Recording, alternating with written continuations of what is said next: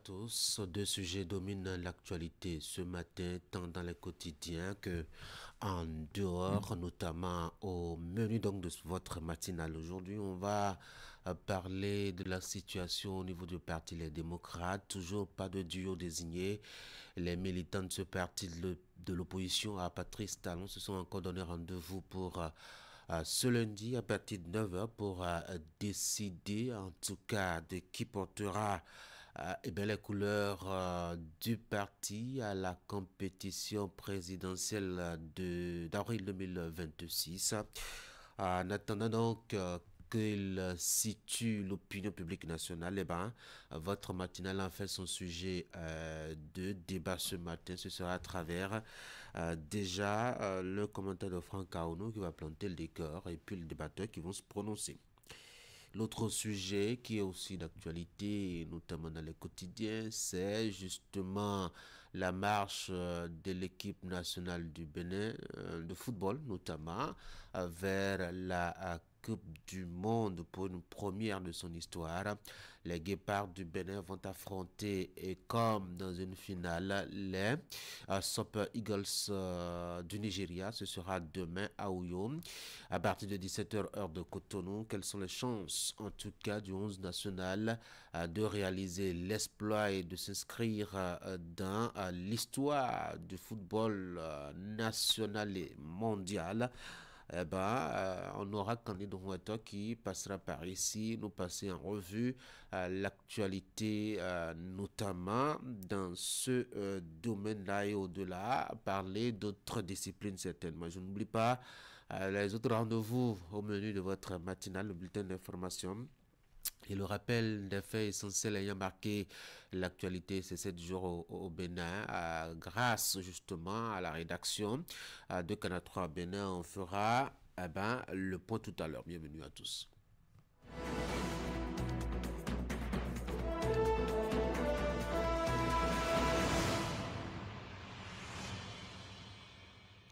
Voici donc pour commencer une des journaux, ce sera avec Fraternité pour commencer ce matin.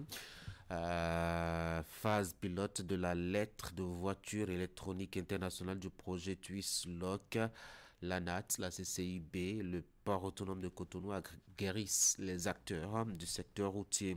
Détection des talents à travers les classes culturelles, les compétitions lancées sous le leadership du ministre Abim Bola, promotion du consommation local, l'eau minérale naturelle FIFA de Saint-Luc ouvre ses portes au public. Choix du duo de LD, le cafouillage des ambitions, la fumée blanche attendue ce jour. Gasquiani Info, report successif de la désignation du duo des démocrates, l'art du suspense. Ou est-ce que c'est le chaos? Le journal se pose des questions. Les Guépards à l'assaut de l'histoire, 90 minutes pour l'éternité. Le potentiel pour continuer, 10e et dernière journée des éliminatoires de la Coupe du Monde 2026. Les Guépards à 90 minutes d'une qualification historique. La boussole, crise chez les démocrates, Yahi dans l'impasse entre divisions internes et fuite en avant. Le Béninois libéré, Nigeria-Bénin à Ouyo ce mardi. Dernier réglage pour les Guépards avant le match. Nouvelle économie pour continuer. Maroc, présidence du conseil de la ville de Rabat, Luc Setonji à Tropo en audience chez Fatia Al-Modni. Passons à 109. Entre exploits sportifs et rêve continental, le Bénin aux portes du mondial 2026. Un matin libre, désignation de son duo présidentiel LD entre dissension et fronde.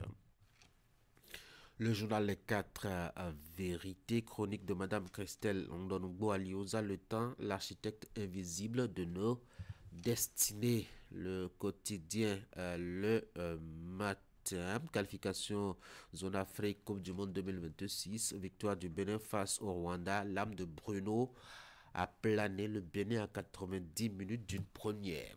Quotidien Diakpata, report répété du choix de leur duo de candidats, les démocrates en calcul politique et hésitation. Nous passons à Dynamisme Info. Eh ben, candidat des démocrates pour la présidentielle de 2026. Fin du suspense. L'homme de la situation connue ce lundi. Bénin intelligent, présidentielle de 2026. Où sont les candidats? L'autre quotidien, report du Conseil national du Parti Les Démocrates. L'opposition joue la prolongation de l'annonce de son choix pour 2026. Le quotidien, le meilleur enregistrement de candidature pour l'élection présidentielle de 2026, 3 jours après l'ouverture de l'opération, aucun dossier reçu par la Sénat. La nouvelle tribune présidentielle de 2026 au Bénin. Et si le parti LD n'arrivait pas à désigner son duo, le quotidien L'Indépendant Bénin présidentiel de 2026, la Sénat toujours en attente des premières candidatures pour 2026. La relève info présidentielle 2026, les démocrates à l'heure du choix décisif. Le journal d'Abarou, duo des démocrates pour la présidentielle de 2026, le classement du comité de désignation proposé par le journal. Le grand jury en battant le Rwanda 1-0, les Guépards du Bénin à 90 minutes du Gotha de football mondial. Et puis soutenance à l'université d'Abomey, la vie rapide scolastique Akpamoli décroche sa licence en gestion du cadre de vie avec la mention très bien. La tribune de la capitale, 4 ans pour un quatrième mandat à la tête du judo béninois, le sacre d'Anissé Glito, le jeune premier. Nous passons à la priorité. Vie politique béninoise ces 20 dernières années, il y a eu des talents comme Ronaldo et Messi au football. Fraternité pour la deuxième lecture, phase pilote, la lettre de voiture électronique internationale du projet Twist Lock, l'ANAT, la CCIB et le port autonome de Cotonou, les acteurs du secteur routier, aguerrissent les acteurs du secteur routier. Détection des talents à travers les classes culturelles, les compétitions lancées sous le leadership du ministre Abimbola. Promotion du consommation local, l'eau minérale naturelle FIFA de Sainte-Luce ouvre ses portes au public. Choix du duo de candidats LD, le cafouillage des ambitions, la fumée blanche, attendu ce jour. Voilà donc ce qu'on peut retenir de la une des journaux ce matin. Je propose qu'on aille à l'intérieur du quotidien Fraternité avec notamment cette actualité qui concerne l'élection présidentielle de 2026 avec la réaction de la Cour constitutionnelle liée justement à un recours qui a été déposé devant elle par un certain Franck Oké contre la Direction générale des impôts. Vous retrouvez l'intégralité de la décision de cette sage dans les colonnes du quotidien ce matin relativement justement à l'affaire donc de quitus fiscal qui pose problème à quelques potentiels candidats aux différentes élections au Bénin. Et puis, quelques articles d'enquête qui pourraient vous intéresser dans les colonnes de Fraternité. Sujet environnement en danger, comme cassage des pierres. C'est une lente agonie des collines de Dassazoumé. Alors, comment est-ce que justement les collines de Dassazoumé agonisent? Le journal a fait un tour là-bas pour faire le constat. Ces roches contiennent une matière appelée silicate, explique-t-on. Son inhalation entraîne une maladie connue sous le nom de silicose. Cette affection existe bel et bien et à la longue, ceux qui pratiquent ce métier en souffrent et en meurent. En tout cas, découvrez un peu les contours de métier à risque et qui a des impacts assez importants sur l'environnement là-bas à Dassazoumé.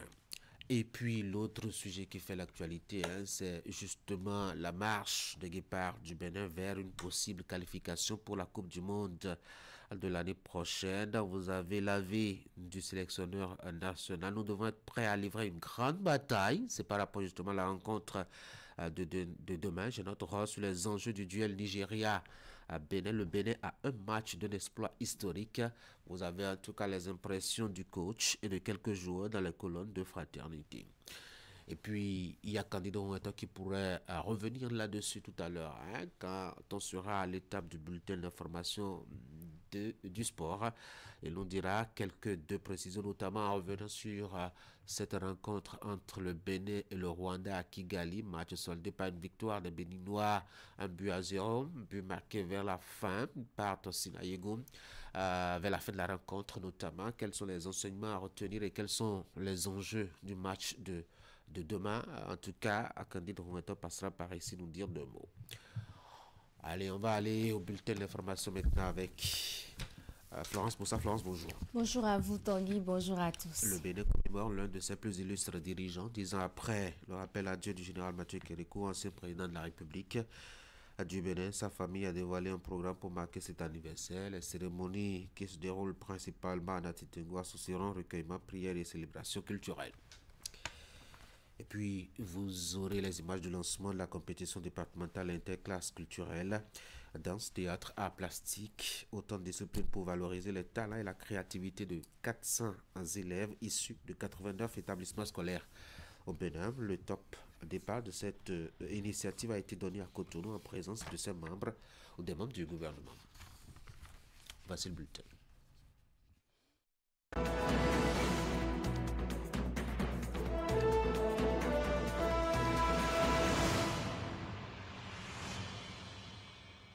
Et on va démarrer par cette célébration d'anniversaire de décès. C'est celui du général Mathieu Kérékou. Oui, pour honorer la mémoire du grand camarade de lutte, la famille Kérékou a prévu des cérémonies commémoratives qui vont s'étendre du 13 au 18 octobre 2025. Le fils aîné du feu général Mathieu Kérékou nous dévoile ici le chronogramme de cette commémoration au micro de Alassane Aouna.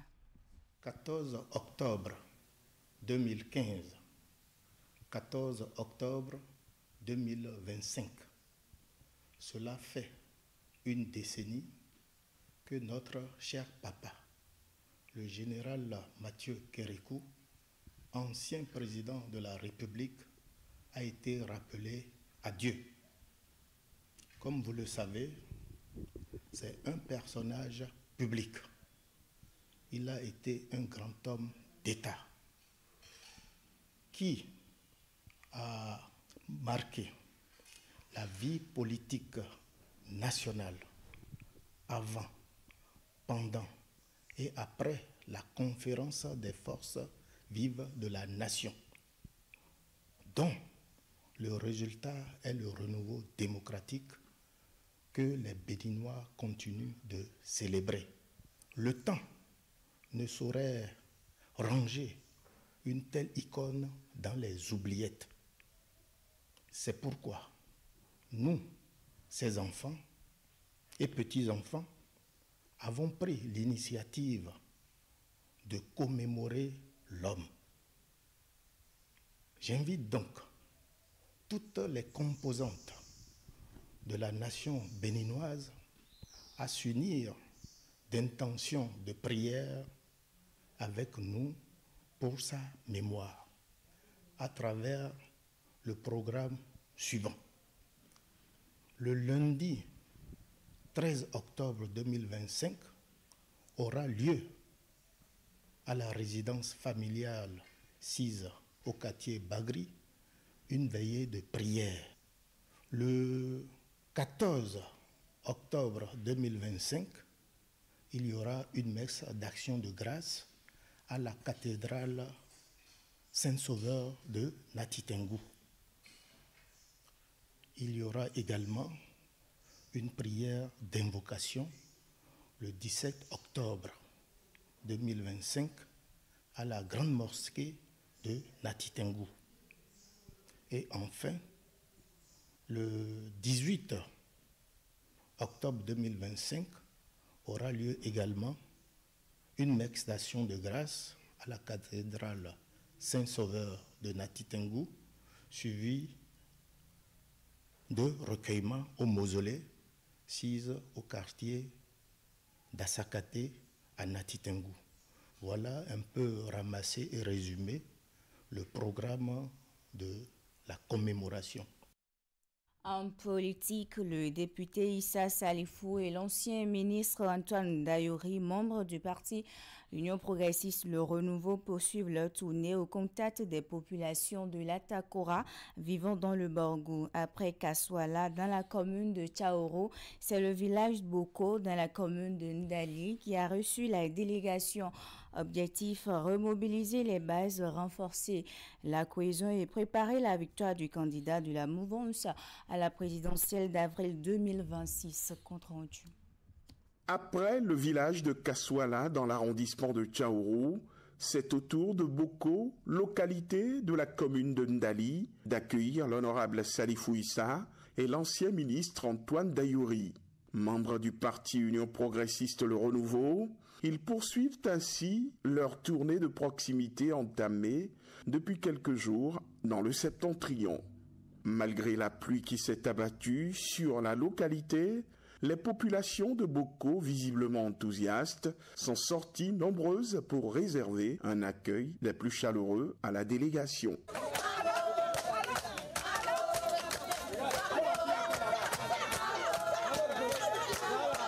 Comme dans les étapes précédentes, le message reste le même, remobiliser les populations et renforcer la cohésion autour du candidat de la mouvance présidentielle en vue de la présidentielle d'avril 2026.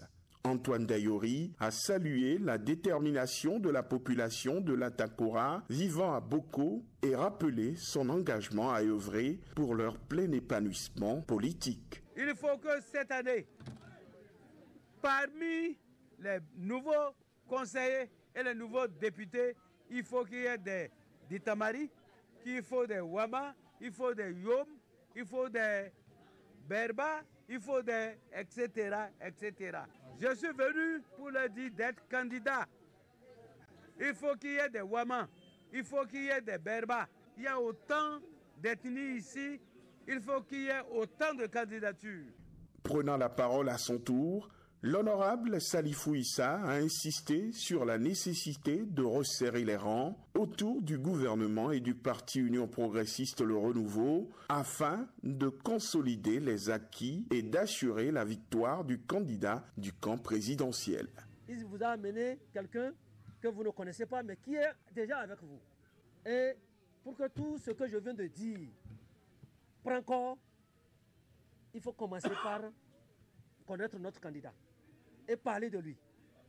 Et bientôt, comme le ministre vient de dire aussi, il y a les élections locales. Et lui, il est en train d'exiger au niveau de la direction de notre parti, Union progressiste Le Renouveau, il veut exiger qu'il y ait son ethnie sur la liste. Parce qu'on constate qu'ici, dans le Borgou, il y a beaucoup de gens de l'Atakora ici. Ils sont nombreux, mais ils ne sont pas dans le conseil communal, ce qui n'est pas bon. On va essayer pour qu'il y ait au moins un ou deux dans le conseil communal de Ndali. Même chose on va faire à Parakou, même chose on va aller faire à Tchaoro. Avant de clore la rencontre, l'ancien ministre Antoine Dayori a réaffirmé son combat pour une meilleure représentativité des populations de l'Atakora résidant à Boko sur les listes électorales à venir. Gage, selon lui, d'un véritable renouveau politique. Chers camarades, il ne faut pas que le 11 janvier, lors du vote, qu'on ne vous voit pas, qu'on ne vous sente pas. N'ayez pas peur. Les Béréba disent là quoi y entend, soyez là. Si vous n'êtes pas là où il y a les prises de décision, qu'allez-vous faire? C'est lui, Wadaï, qui sera notre prochain président. Si vous ne l'accompagnez pas pendant 10 ans, vous serez absent. Si vous ne l'accompagnez pas, vous ne pourrez plus vendre de Tchoukoutou.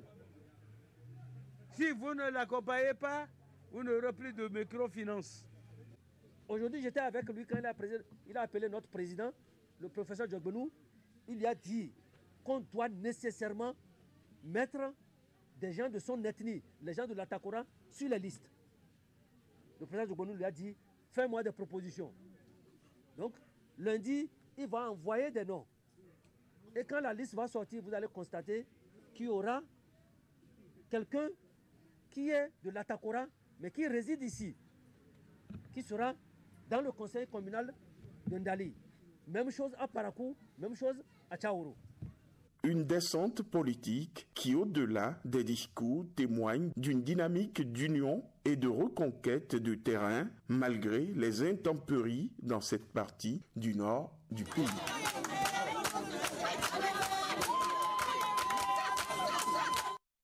Le G6 développement vient aussi en appui au duo candidat Romuald Wadayi, Mariam Chabi-Talata pour l'élection présidentielle d'avril 2026. Un appui manifesté autour d'une conférence débat organisée le week-end écoulé à Bopa, dans le département du Mono. L'événement regroupé autour des responsables de ce creuset, acteurs politiques, universitaires et membres de la société civile. Nassis Alossé et Florent Do. Les enjeux électoraux de 2026, pourquoi le duo Wadayi-Talata? C'est autour de ce thème que le G6 Développement a réuni ici à Bopa un gratin de personnalités politiques, des universitaires et des membres de la société civile pour une conférence débat. Objectif, faire le diagnostic des enjeux de ces échéances électorales. Le diagnostic, surtout dans le choix de chacun et des autres. D'accord? Ce que nous allons y gagner lorsque nous allons faire un bon choix. Et le bon choix, selon les responsables de ce creuset, c'est Romuald Wadayi. Parce que c'est un leader jeune et inspirant, symbole de l'énergie, d'innovation et de dynamisme. Romuald Wadayi incarne cette nouvelle génération de leaders. Romuald Wadayi, qui sera le principal orateur du jour, a marqué ces 10 dernières années l'histoire économique du Bénin. Sous son impulsion, le Bénin a obtenu pour la première fois une notation B+, gage de confiance internationale. Notre dette publique a été maîtrisée avec rigueur et transparence. Le pays a su mobiliser les financements innovants sur les marchés internationaux. Des réussites qui a-t-il poursuivi représentent aujourd'hui la confiance retrouvée en avenir. Et que dire de Mariam Chabi-Talata, la colistière du candidat adoubé ici? Femme de valeur, elle représente à elle seule l'alliance de l'expérience et de la vision. Elle incarne le profil idéal pour une gouvernance stable, inclusive et responsable. Place a été ensuite fait au débat et plusieurs contributions ont été apportées à cette initiative du G6 Développement. Tels qu'ils l'ont fait aujourd'hui, en associant tous les politiciens, ils n'ont qu'à continuer par le faire comme ça parce qu'il ne faut pas qu'on soit en concurrence. Sinon, ce n'est pas un travail que les partis politiques seuls doivent faire. Après l'étape de Bopa dans le Mono, le G6 Développement entend investir les autres régions du Bénin dans les semaines à venir pour parler du duo candidat choisi par les partis politiques soutenant le régime en place pour la présidentielle de 2026 au Bénin. Parlons protection de l'environnement avec la Fédération agroécologique du Bénin qui revient avec la traditionnelle foire semencière agroécologique et de restauration des mets en voie de disparition au Bénin. Cette année, la 8e édition a lieu du 17 au 19 octobre prochain dans le département du Koufo. En prélude à cet événement, une marche pacifique pour l'agroécologie a été organisée le week-end dernier à Zovin. Objectif, éveiller la conscience des populations sur cette forme de l'agriculture. On retrouve Nassis Alossé et Florent Do. Nous voulons que les mets que nous mangeons proviennent de chez nous et de l'extérieur, et non de l'extérieur. Le temps est ainsi donné pour l'accession du Bénin à ce que le réseau Djinoukoun et la Fédération agroécologique du Bénin appellent souveraineté alimentaire, et ceci à travers l'agroécologie. C'est une forme d'agriculture qui ne détruit pas l'environnement. Chaque fois que nous produisons en utilisant ces pratiques agricoles, nous fertilisons davantage le sol. C'est de l'agriculture durable qu'on parle. C'est cette agriculture qui nous donne les meilleurs produits qu'il faut consommer. La croisade a pris la forme d'une marche pacifique sur près de 5 km ici à Zovin. Dans le viseur des manifestants, l'Union pour la protection des optations végétales, UPOB, et sa politique de monopole sur les semences en Afrique. Pour la FAEB, l'Afrique doit garder son identité semencière. Ici, nous sommes dans le Koufo ici, où le cruy là, les gens du Koufo se reconnaissent à travers le cruy. Est-ce que quelqu'un va venir ici pour dire que le cruy là c'est pour eux et mettre le brevet dessus? On n'est pas d'accord. Il faut donc préserver le Bénin de l'UPOB et des OGM pour garantir à ses filles et fils des produits sains à consommer, ont clamé les manifestants. Et ça va être pour le bien de nous tous. Parce que si vous mangez bien, vous serez toujours en bonne santé. Mais si vous mangez mal, vous allez prendre votre économie pour vous soigner. Parce que les parents vivaient longtemps, 100 ans, 110 ans, 120 ans. Mais c'est parce qu'ils se nourrissaient bien. Et vous savez, on a beaucoup de choses ici au Bénin qui nous donnent la santé. C'est comment on fait pour restaurer tout cela? La bonne nouvelle, c'est la stratégie nationale pour le développement de l'agroécologie qui est en cours d'adoption au Bénin. Mais pour son aboutissement, il y a un plaidoyer à l'endroit du chef de l'État. Nous lui demandons aujourd'hui, solennellement, à partir du Koufo, ce 11 octobre 2025, de bien vouloir retirer la loi qui veut autoriser le Bénin à la décision de l'UPOB. L'exemple a été donné avec la mise en terre d'une 50aine de plans pour annoncer la 8e édition de la foire semencière agroécologique et de restauration des mets locaux en voie de disparition au Bénin. Foire prévue du 17 au 19 octobre prochain à Zové, ici, dans le Koufo.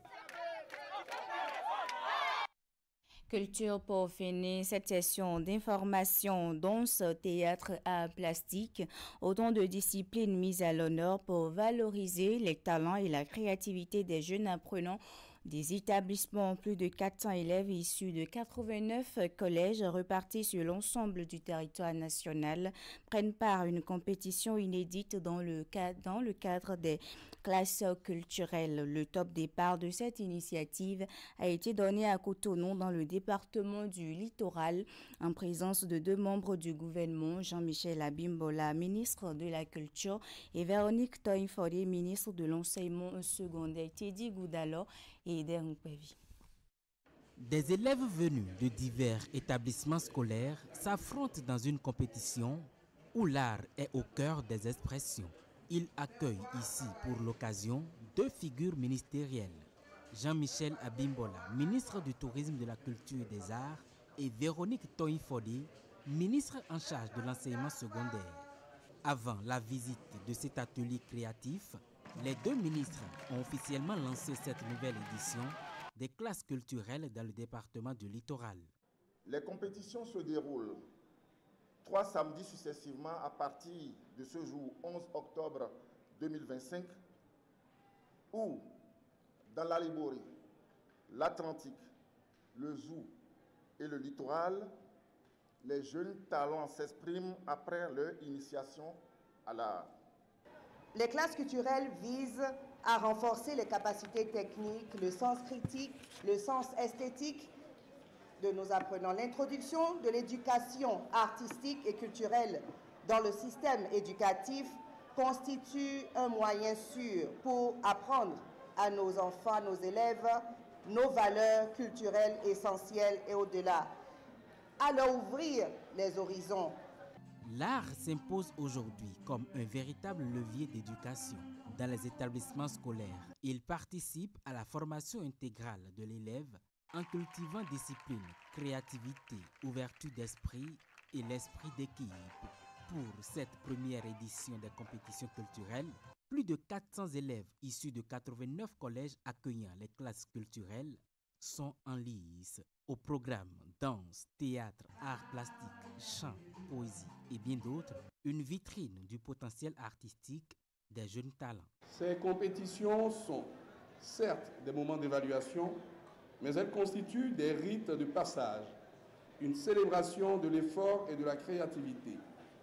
Elles permettront de vérifier la qualité de la transmission des savoirs par nos encadreurs culturels et surtout d'honorer les élèves dont l'imagination et la passion tracent déjà les contours d'un avenir lumineux. Au terme des épreuves, les meilleures performances seront distinguées dans chaque discipline. Un trophée spécial viendra également couronner les prestations collectives les plus remarquables, célébrant ainsi l'union de l'art et de l'éducation. Tanguy, c'est la fin du bulletin d'information. Merci Florence pour la présentation. Très bonne journée. Bonne journée. Mesdames et messieurs, voici l'actualité des sports.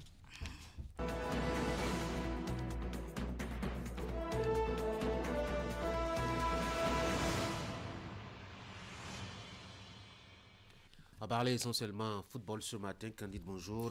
Tanguy, bonjour. Et on va démarrer par le championnat national de football du Bénin, à la 3e journée de la Ligue Pro 1, saison 2025-2026, qui s'est déroulée ce week-end. Oui, 8 matchs déroulés sur les 9 au total programmés, avec donc le report du match qui devait opposer l'équipe de l'US Cavalier à l'équipe de l'Autopopo Football Club. Pour les différentes autres rencontres déroulées dans le cadre de cette 3e journée de la Ligue Pro 1 de football du Bénin, saison 2025-2026, victoire 2-0 pour les Buffles du Borgou en déplacement sur les installations du stade Anest du stade général Mathieu Kerko de Cotonou pour la défaite de l'équipe de l'AS Cotonou 1-1 entre l'équipe de Damissa Football Club et celle de Odiou FC de Komendadi FC a partagé le point avec l'équipe des Dragons d'Olomé sur le même score. 2-0 pour la victoire de l'AS Subemap pour sa victoire en déplacement sur les installations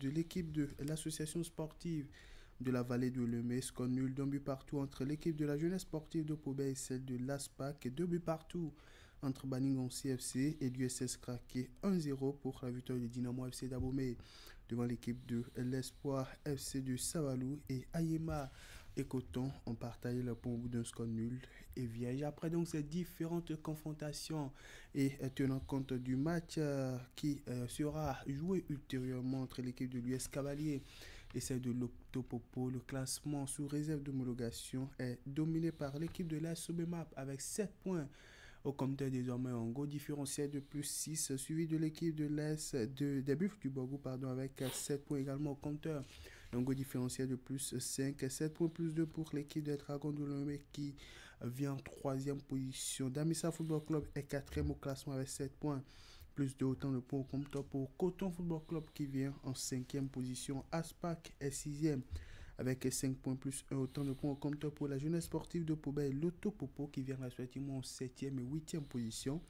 Et l'USS Kraké vient boucler le top 9 avec 4 points au compteur. Ça, c'est l'élite. Dans l'antichambre, pour ne pas dire au niveau de la Ligue 2 du championnat national de football saison 2025-2026, pour le compte de la première journée déroulée ce week-end, l'équipe Yadija s'est imposée par un score d'1-0 à celle de l'Est Tchakouna.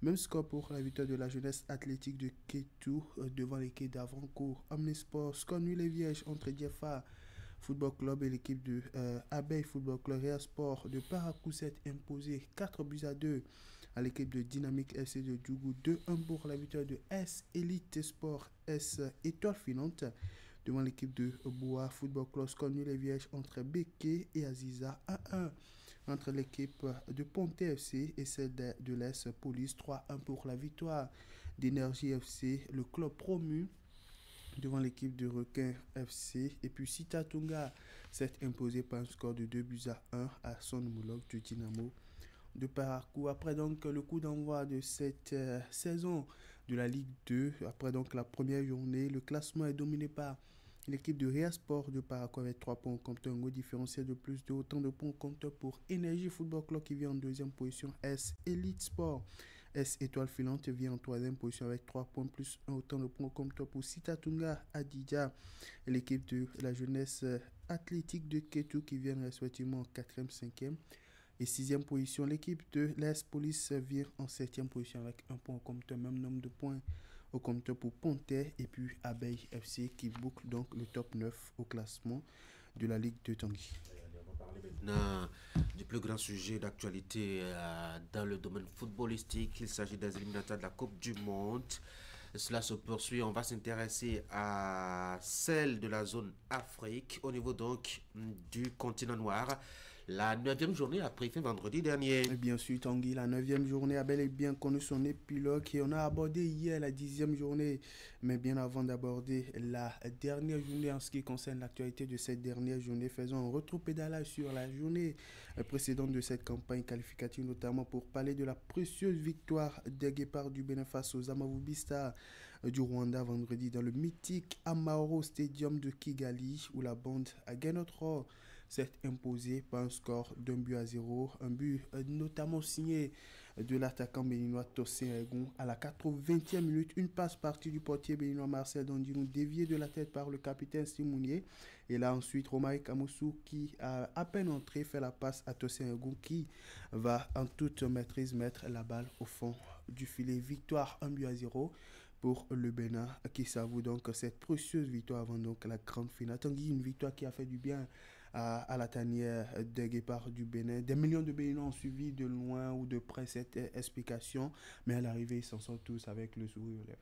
Oui, ça a été une grosse épreuve pour les Béninois pour deux raisons. La première raison, ce sont les blessures qu'on a accumulées, oui. les absences qui ont été constatées et enregistrées et qui ne donnaient pas en tout cas favori le Bénin qui se déplaçait d'ailleurs à Kigali. C'était donc un contexte difficile. Il ne faut pas oublier que les Rwandais avaient quand même une dent contre le Bénin qui l'avait battu à l'aller 1-0, donc avaient besoin de prendre leur revanche justement sur cette équipe-là. Donc, il y avait pour une première partie un certain nombre d'éléments qui faisaient que le Bénin n'était pas forcément parti favori. Et quand le match a commencé aussi, et ça c'est le deuxième élément, on a constaté quand même que c'était une épreuve très physique pour les Béninois. Et assez technique aussi. On a vu les Rwandais très énervés sur les duels, qui commettaient beaucoup de fautes parce que vraiment ils voulaient en découdre sérieusement. Et puis ce qui aurait pu faire sortir les Béninois de leur match, c'est les hésitations de l'arbitre à siffler un certain nombre de fautes, ou plutôt à donner un certain nombre de cartons sur certaines fautes qui étaient jugées quand même dangereuses.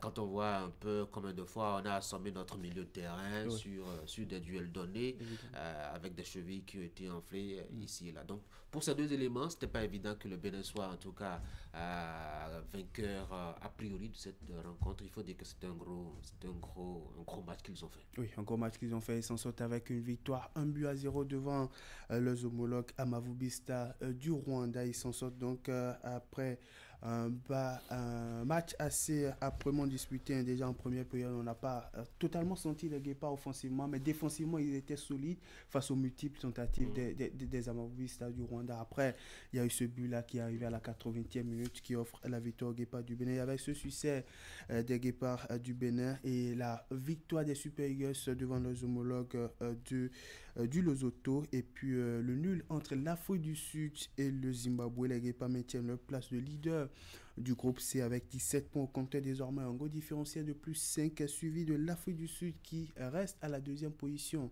avec 15 points au compteur, un goal différentiel de plus 3. Le Nigeria vient en troisième position toujours sur ce classement avec 14 points au compteur. Le Rwanda qui avait encore des cartes à jouer pour une possible qualification est désormais hors course avec avant donc la dernière journée avec un total de 11 points au compteur un goal différentiel de -1. Le Lesotho est avant-dernier au classement avec 9 points au compteur, un goal différentiel de -4 et le Zimbabwe qui compte 5 points au compteur et un goal différentiel de -6. On va écouter ici le sélectionneur Gainotro qui s'est exprimé sur cette performance de ses poulains après donc la rencontre. C'était en conférence de presse d'après-match. C'était un match très tactique parce qu'on savait que l'équipe qui marquait le premier but avait toutes les chances de s'imposer. Donc dans une première mi-temps qui était bloquée des deux côtés, très peu d'occasions, très peu de tirs au but. C'était un match haché où il y a eu très peu de football. Mais quand c'est tellement important, vous ne pouvez pas venir pour faire du spectacle. On vient ici pour faire le résultat. Donc ça n'a pas été très beau. La deuxième mi-temps, pareil, très tactique. On a eu la chance que les changements nous ont souri. C'est-à-dire que Tosin est rentré et il a marqué ce but de la victoire. La question c'est est-ce qu'on le fait débuter pour le sortir à la mi-temps ou on le met en deuxième mi-temps. On a fait le choix de le mettre en deuxième mi-temps. Et ça a été un choix heureux. mais encore une fois, le Rwanda est une très bonne équipe. S'ils avaient marqué les premiers, ils auraient certainement gagné le match. Donc là, on a été le plus heureux de marquer en premier et de défendre ce résultat bec et ongle, avec évidemment beaucoup de fatigue maintenant. Je vois dans le vestiaire des garçons épuisés, heureux mais épuisés. Il faut faire encore un long voyage, il faut faire encore un grand match. Parce que ça aurait été mieux si jamais le Zimbabwe, qui a une bonne équipe, avait marqué un but, et si le Nigeria n'avait pas gagné. Parce que là, encore 3 équipes ont toutes les chances de se qualifier. Et nous avons le match le plus difficile, puisque nous allons à Uyo, endroit que je connais assez bien, où il n'est pas facile de gagner. Surtout que les Super Eagles ont encore une chance de se qualifier. Donc là, c'est une finale. Aujourd'hui, c'était une demi-finale, et là, on va jouer la finale. Il faut encore gagner.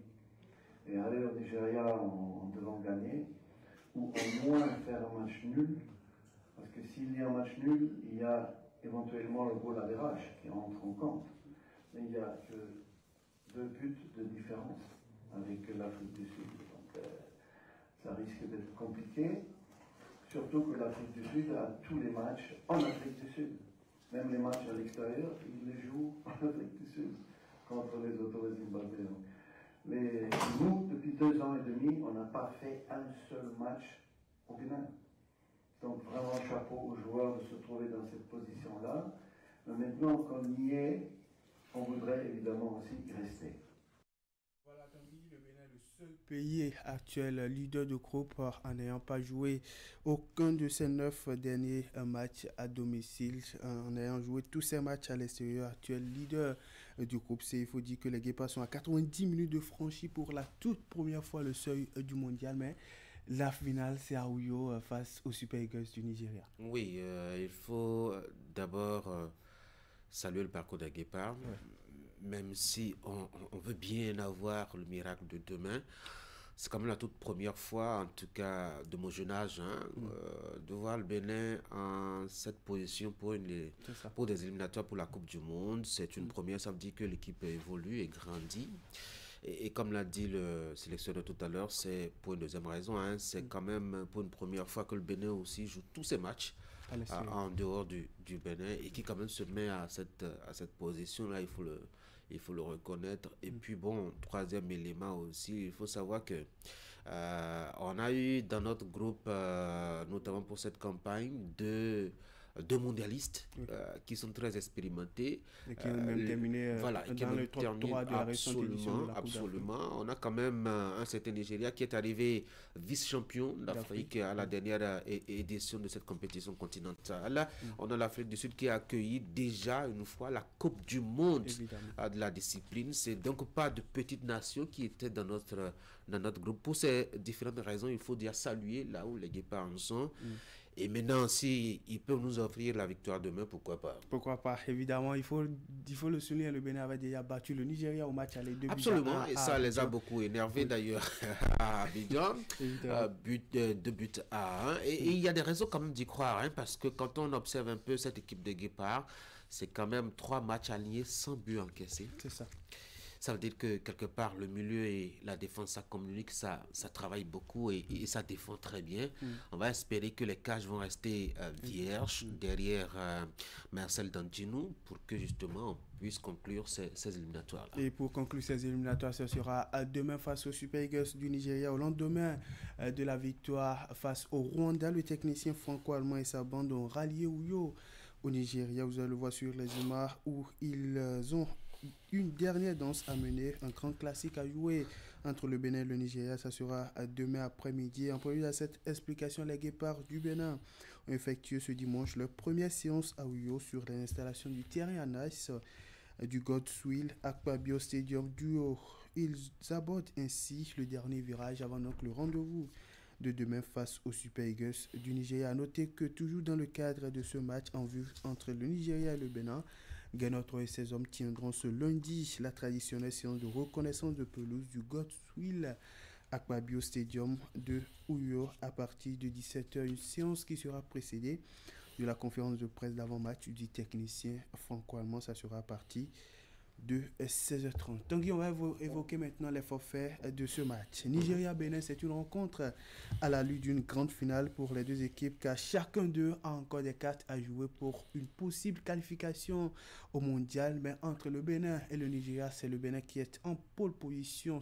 Quand on regarde déjà le classement dans le groupe C, où le Bénin est en tête avec 17 points et un goal différentiel de plus 6, comparativement au Nigeria qui est positionné 3e sur ce classement avec 14 points, compte un goal différentiel de plus 3. Chacune des deux équipes compte à la date d'aujourd'hui quelques forfaits pour ce match. Du côté du Bénin, on note 2 forfaits remarquables qui vont peser un tant soit peu dans la balance et qui pourraient avoir un impact sur l'effectif béninois. Il s'agit des forfaits du défenseur béninois Yohan Roche et du milieu de terrain béninois Ceci d'Almeida, qui seront tous deux absents face au Nigeria demain après-midi dans le cadre de la 10e et dernière journée des éliminatoires de la Coupe du Monde 2026. Les deux guépards sont suspendus pour cette prochaine sortie de la sélection nationale pour cumul de cartons jaunes, tous deux titulaires au cours de la précédente rencontre face au Rwanda. Ils ne pourront donc pas contribuer à la rencontre de demain après-midi. Des forfaits majeurs qui vont certainement handicaper le groupe béninois qui est à 90 minutes donc de sa toute première qualification au mondial. Oui, c'est... bon, on va pas commencer à crier contre la nature, mais c'est quand même 2 éléments mais très sommaires, qui sont importants pour le 11 national. On ne va pas vous parler encore de Ceci d'Almeida pour son parcours au sein de la sélection nationale et surtout son travail de destructeur en milieu de terrain, récupérateur par endroit aussi, même si parfois la relance peut être compliquée.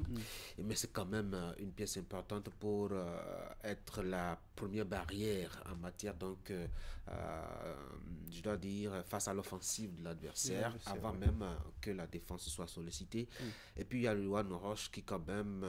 pour sa prestation lors du match Bénin-Nigeria, a quand même maîtrisé et tenu en respect un certain Victor Osimhen, qui n'a pas pu broncher, en tout cas pendant toute la première partie, même si en deuxième partie, il a pu quand même, je dois dire, s'exprimer un peu. Donc on a 2 éléments qui vont sincèrement manquer à l'équipe.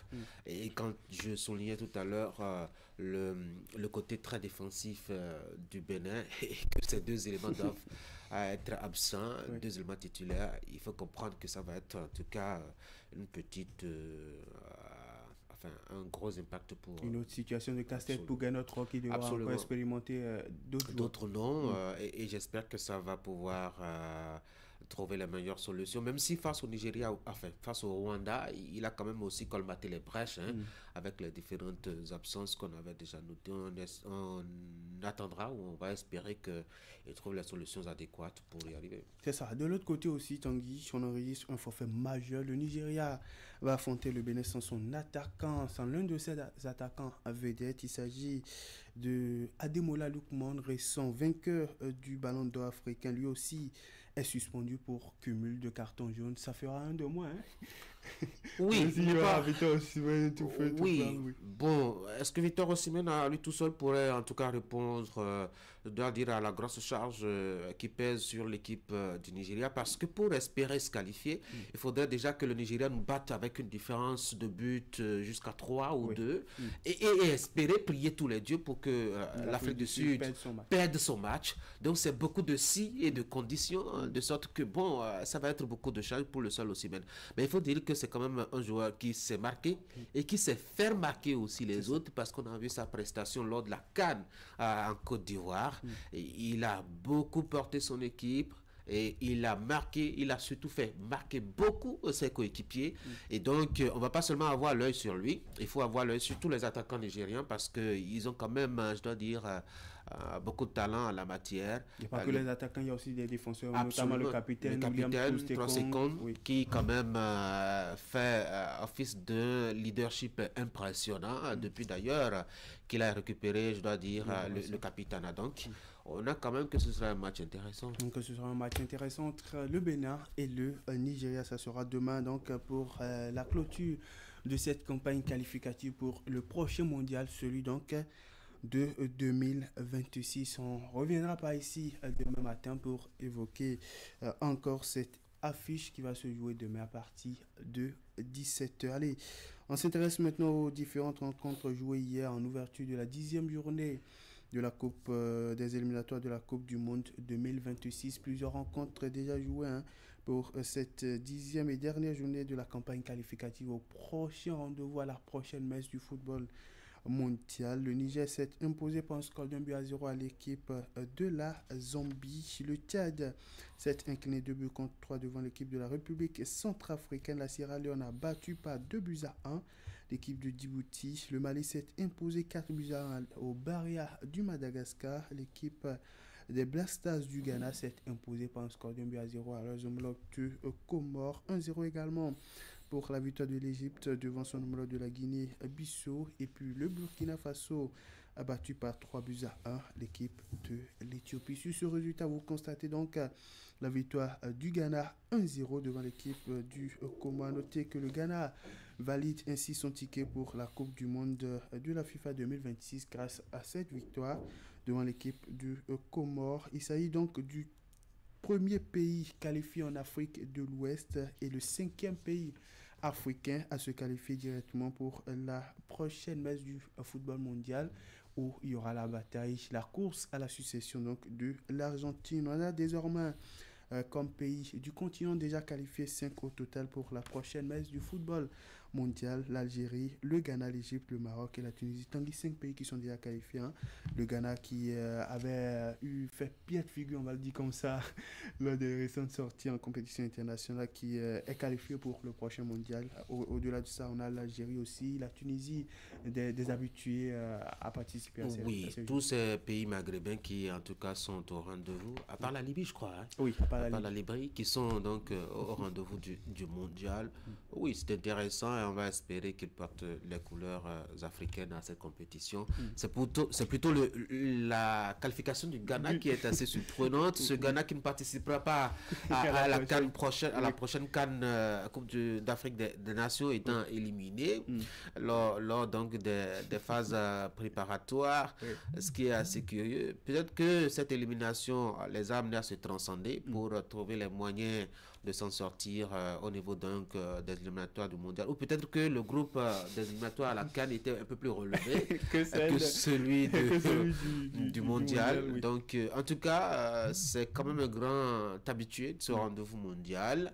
On va jamais oublier cette belle génération qui nous a fait rêver en Afrique du Sud en 2010, Diana Samoa et toute la compagnie, arriver jusqu'à un quart de finale. On va espérer aussi qu'ils fassent le miracle, même si c'est pas vraiment une équipe très soudée qu'on a au niveau du Ghana. On a juste des individualités et puis des expériences qui permettent à ce que l'équipe s'en sorte face à des difficultés. Par contre, pour les pays maghrébins, à part peut-être le Maroc, même l'Égypte aussi semble tâtonner un peu avec Mohamed Salah qui n'est pas toujours à tous les rendez-vous auxquels on l'attend un peu. La Tunisie qui essaie de se reconstruire depuis sa dernière expérience du mondial, sortie un peu avec, mettons, beaucoup de regrets sur ses prestations et autres. On espère que ça va venir aussi. Une autre équipe en construction ou en renaissance, c'est l'équipe de l'Algérie, qui quand même, lors des 2 dernières Coupe d'Afrique des Nations a fait piètre résultat, éliminé au premier tour, par exemple, aux phases de groupe lors de la dernière édition. J'ai vu des Algériens très désespérés à la fin de au bout de cette élimination. Donc on espère qu'avec cette renaissance progressive, on pourrait avoir une équipe qui soit à la hauteur de la compétition mondiale et qui fasse fierté, la fierté du continent. C'est ça. Il faut dire que cette 10e journée de ces éliminatoires se poursuit ce lundi avec plusieurs autres confrontations à suivre pour encore livrer le verdict pour les pays qui vont encore se qualifier directement sur le terrain. Plusieurs rencontres à suivre déjà à partir de 14h. 4 confrontations à suivre: Tunisie, Namibie, Soudan du Sud, Togo, Guinée équatoriale, Libéria et puis Sao Tomé Principe et l'équipe du Malawi. À 17h, 4 autres confrontations à suivre: Maurice, Libye, Cameroun, Angola, Cap-Vert, Swatini, et Lesotho au Zimbabwe. Tanguy, le Cameroun qui est en difficulté en deuxième de son groupe derrière le Cap-Vert qui aurait pu arracher sa qualification récemment, mais il y a eu cette situation face à l'équipe de la Libye. Après, le Cameroun qui est en ballottage et qui va espérer se retrouver parmi les 4 meilleurs deuxièmes. Tout au moins, à défaut d'être premier, à se retrouver justement à ce niveau-là. C'est vrai que, il faut le dire, le Cameroun, ce n'est pas l'équipe tout feu tout flamme qu'on avait connu par le passé. Qu'on a connu par le passé. Et puis le bruit, le grand bruit dans la tanière des Lions indomptables ne leur permet pas forcément de se focaliser sur le terrain, avec cette guerre entre, je dois dire, l'encadrement technique et la fédération, même si ça semble se calmer relativement, puisqu'il n'y a plus vraiment de tirs à balles réelles entre les deux camps. Il faut dire que l'équipe en a pâti parce que ça se déchirait et ça ciblait aussi les joueurs et les prestations, même jusqu'en club. J'ai vu comment leur gardien de but a souffert de cette il en a fait les frais, il en a fait beaucoup les frais que les autres joueurs. Même le capitaine aussi qui à un moment donné n'avait plus de club, a eu beaucoup de difficultés, a reçu beaucoup de flèches aussi. Je crois que pour le moral des joueurs, ça a été vraiment éprouvé et je pense que ça a d'une manière ou d'une autre eu des répercussions sur la prestation de ces Lions sur le terrain. Et on va espérer pour qu'ils puissent se retrouver dans de meilleures positions pour pourquoi pas disputer les barrages ou encore même terminer leader du groupe si possible pour se retrouver au prochain mondial. En tout cas, ça sera à l'actif du continent africain, bien entendu. 8 rencontres à suivre ce lundi, donc 4 à 14h et puis 4 autres à partir de 17h. Tanguy. Allez, on va parler de notre mondial. Oui. On va s'intéresser aux moins jeunes. Les quarts de finale de la Coupe du Monde des moins de 20 ans qui ont pris fin hier. Les pays qualifiés en demi-finale sont connus.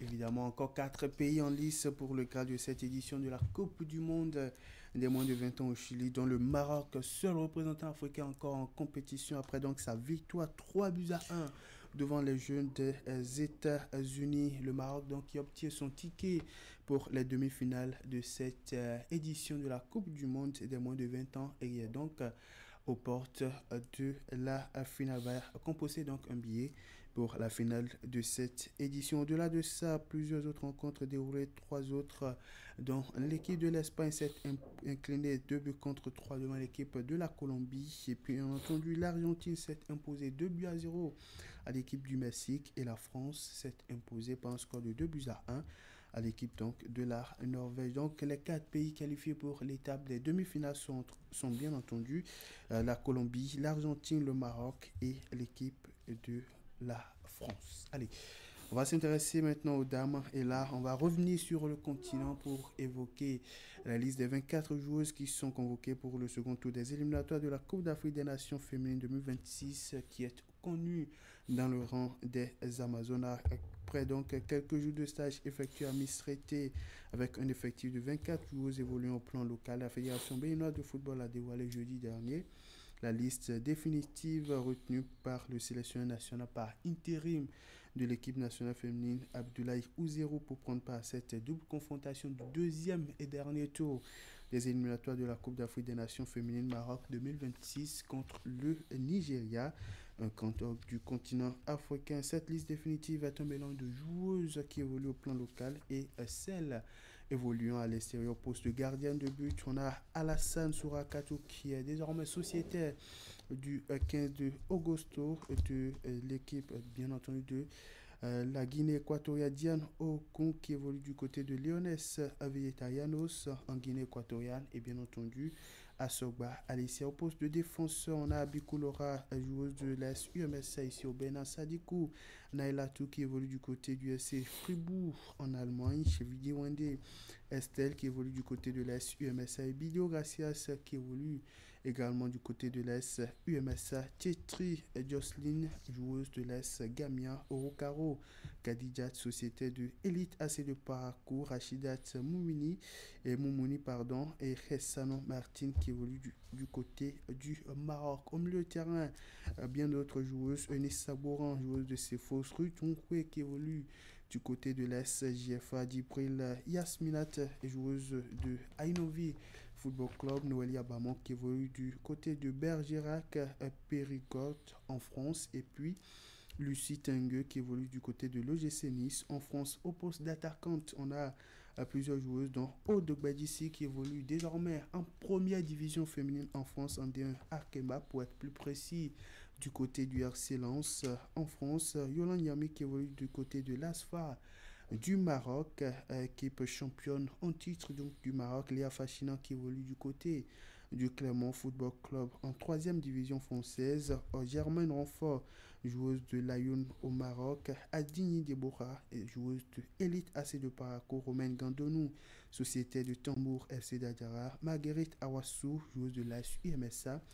Et Milad Sadikou qui évolue en France. Le deuxième regroupement, il faut le dire, a démarré vendredi dernier et se tient jusqu'au 20 octobre prochain en attendant l'arrivée de la Légion étrangère. Le match aller aura lieu le 24 octobre à Lomé au Togo, avant donc la manche au retour qui est prévue se tenir le 28 octobre en terre nigériane entre donc Amazon du Bénin et Super Falcon du Nigeria. Allez, Tanguy, si on s'arrêtait ici ce matin. Merci beaucoup pour le tour d'horizon, l'actualité des sports ce matin, Candide. Je vous souhaite de passer une très bonne journée puisque vous aurez beaucoup à faire. Aujourd'hui, c'est lundi à 21h. Vous donnez rendez-vous, téléspectateurs, pour le grand format. Oui, pour le grand format de l'actualité sportive sur Canal 3 Bénin. À partir de 21h, on fera le point. Et donc, on verra l'ambiance qui prévaut dans la tanière des Guépards du Bénin. À quelques heures de la grande finale entre Guépards du Bénin et Super Eagles du Nigeria pour une possible qualification, la toute première de l'histoire des Guépards du Bénin, une coupe du monde. Ça sera donc avec un confrère en direct depuis Uyo au Nigeria sur notre émission hebdomadaire consacrée à l'actualité sur Canal 3 Bénin ce soir. Et bien entendu, pour évoquer l'ambiance donc dans la tanière des Guépards du Bénin, 24 heures du match face aux Nigérians. Et puis on va évoquer sur le plateau de discussion les chances de qualification du Bénin à cette prochaine Coupe du Monde de 2026.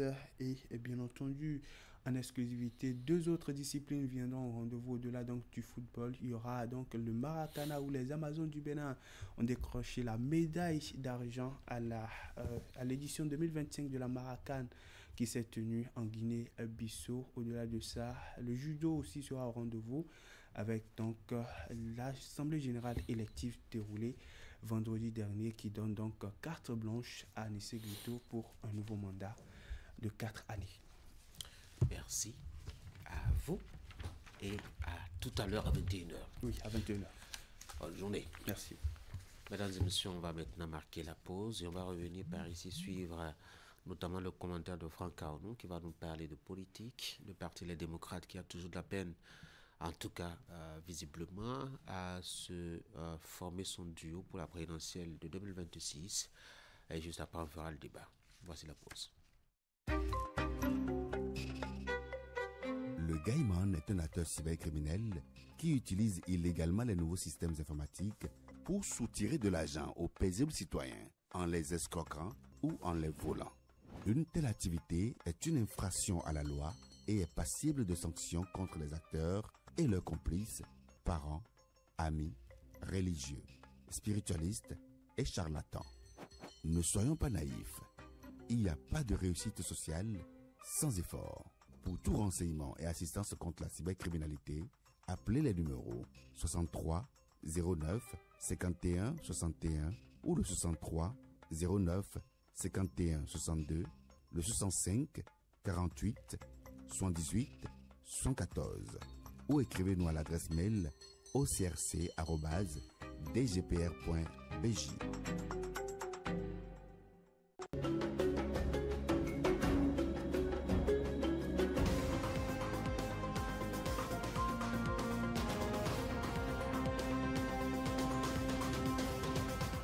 Bienvenue à votre émission, ce qu'il fallait démontrer. Anissé Kalosoké, bonsoir. Bonsoir Tanguy. Quand l'opposition prend note et fait ses appréciations, on trouve qu'elle peint tout en noir. C'est l'esprit avec lequel nous avons tous abordé le renouveau démocratique qui donne à penser que le rôle des uns est de blanchir et celui des autres de noircir. Le chef de l'État qui a justement désigné les signants, vous aviez jeté un coup d'œil sur la liste? Quand on prend la liste, il y a 3 qui sont désignés par les différents corps. Il y a 4 qui sont désignés par l'Assemblée nationale et 2 qui sont désignés par le chef de l'État. Les 4 désignés par l'Assemblée nationale, les 2 qui sont désignés par le chef de l'État sont presque systématiquement des hommes politiques. Oui. Et on n'avait pas ça par le passé. Donc on a politisé outrancièrement le Conseil économique et social, et je pense que ça a été une occasion pour caser beaucoup de personnes qui étaient tombées un peu parfois en disgrâce, parfois dans l'oubli, parfois dans l'ennui, et qui ont quand même quelque chose à faire valoir.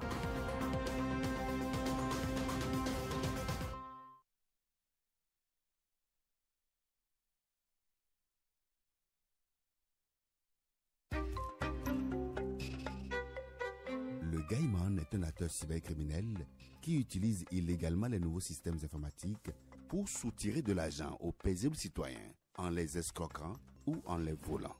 Une telle activité est une infraction à la loi et est passible de sanctions contre les acteurs et leurs complices, parents, amis, religieux, spiritualistes et charlatans. Ne soyons pas naïfs. Il n'y a pas de réussite sociale sans effort.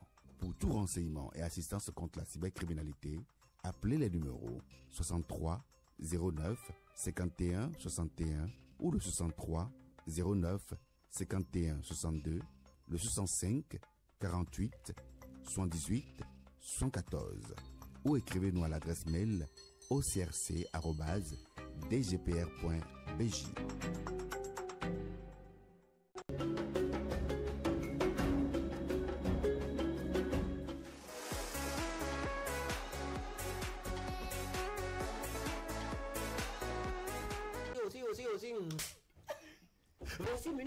Donc il était vraiment rigoureux avec vous. Rigoureux, vraiment rigoureux avec nous. Sinon, déjà à 7 ans, on a commencé la musique, on pouvait aller dans le décor. La pause ce matin, je lui ai déclaré encore ma flamme. La photographie, selon moi, c'est écrire la lumière. Communiquer, communiquer, communiquer. Betty est célibataire. Et surtout, me retrouver encore devant Aïcha Koné. Ouais. Après plus de 10 ans. J'ai vu un homme qui a été battu par sa femme. On a montré la photo, c'était horrible. Wow. Et je me suis dit, mais il attend quoi? Quel ONG s'occupe de ces cas-là?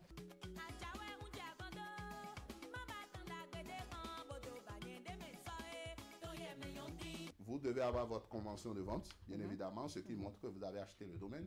Oui, je voudrais vous inviter à faire massivement le déplacement. Quand je vous dis que je suis chargé d'onction, c'est-à-dire...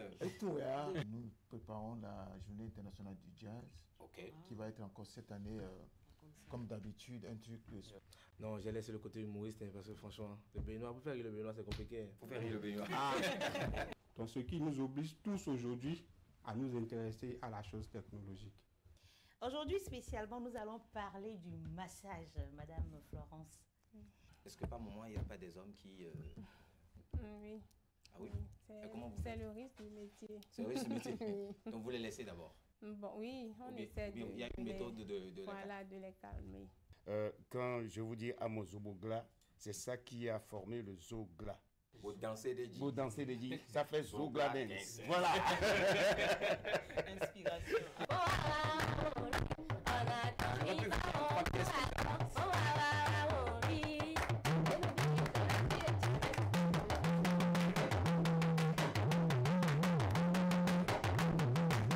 On va checker la liste. Oui ou non? Moi, heureusement que j'ai jamais eu d'ex. Oh, le ciel va tomber. La tête va tomber. Prends bien soin de moi, chérie, ne me néglige plus. Bravo. Merci à toute l'équipe. Vous êtes tout simplement formidables. On se donne rendez-vous mercredi pour une nouvelle aventure sur Le Plein de Midi. Au revoir. Au revoir.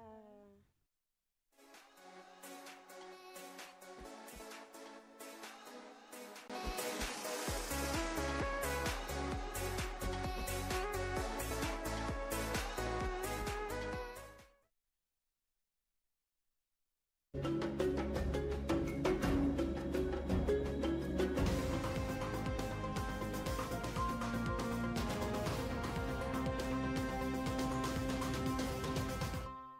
à votre émission, ce qu'il fallait démontrer. Journaliste Kalonsoké, bonsoir. Bonsoir Tanguy. Quand l'opposition prend note et fait ses appréciations, on trouve qu'elle peint tout en noir. C'est l'esprit avec lequel nous avons tous abordé le renouveau démocratique qui donne à penser que le rôle des uns est de blanchir et celui des autres de noircir. Le chef de l'État qui a justement désigné les signés, vous aviez jeté un coup d'œil sur la liste? Quand on prend la liste, il y a 3 qui sont désignés par les différents corps. Il y a 4 qui sont désignés par l'Assemblée nationale et 2 qui sont désignés par le chef de l'État. Les 4 désignés par l'Assemblée nationale, les 2 qui sont désignés par le chef de l'État sont presque systématiquement des hommes politiques. Oui. Et on n'avait pas ça par le passé. Donc on a politisé outrancièrement le Conseil économique et social et je pense que ça a été une occasion pour caser beaucoup de personnes qui étaient tombées un peu parfois en disgrâce, parfois dans l'oubli, parfois dans l'ennui et qui ont quand même quelque chose à faire valoir.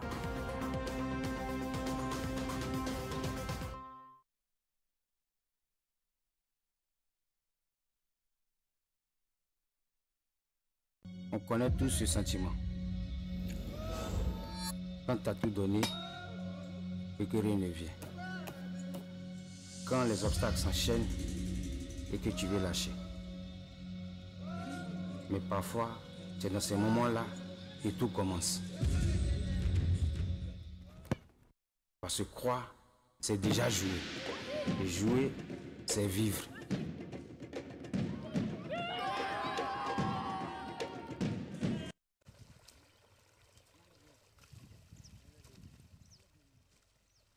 Rodrigue prépare sa petite portion de terre pour la culture contre-saison de la patate. C'est déjà le moment, en ce mois de mars débutant.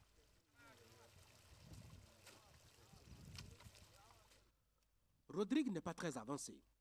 Avec ses copains qui ont bien voulu lui porter un coup de main, il est passé la veille nettoyer son terrain, un modeste espace d'environ un demi-hectare. Aujourd'hui, il est là pour arroser le sol.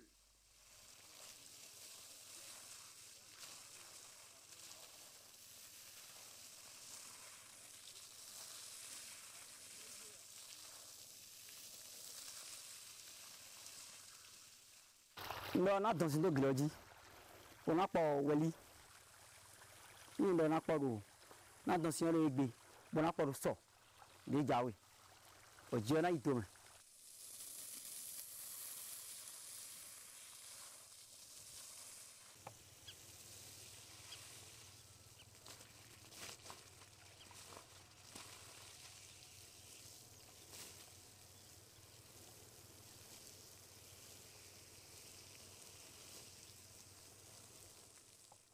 Kaka, bame. Ouais, dossier aussi. 100 mètres, oui, on doit faire. 40, 100 mètres, oui, on doit faire. On doit faire.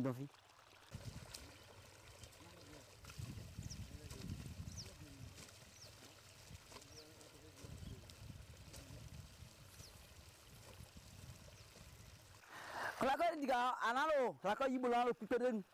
Mais là il n'a pas d'abord peut 10. 500, il n'a pas 10. Mais dans le Sina, la science on va. C'est une belle fille qu'on faut.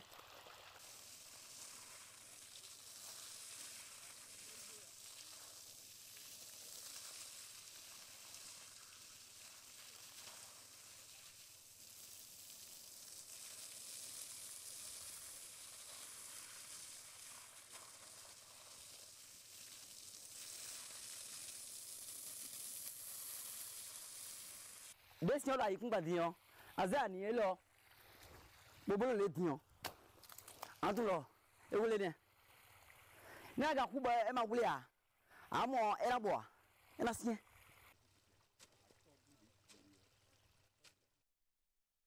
En moins de 2 jours, c'est la 2e fois qu'il se plie à cette obligation. Dans une zone pourtant inondable, à peu près 5 mois sur 12 dans l'année. Mais à quoi dit Kaka na quoi dit bon dina jabana quoi fio dio ena na de ena na gwa ni aga po saison ton amo dio na bo jiwa beo ena jade di bo ji ko ena nyon amoni akpo ji tante me ana turo jina ja seme lo me seme die me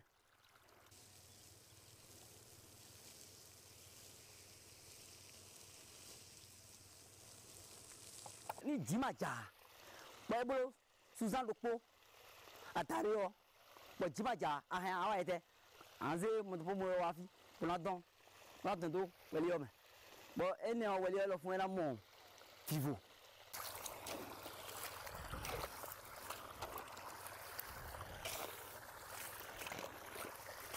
wele mi po edo tavon le ron bo Susan aton atari le ron bo Susan ene o yino ya ye ya o fofo to wa o to na gbon eji to egbon eji o efo ele kan were nu to na kudo mina le levo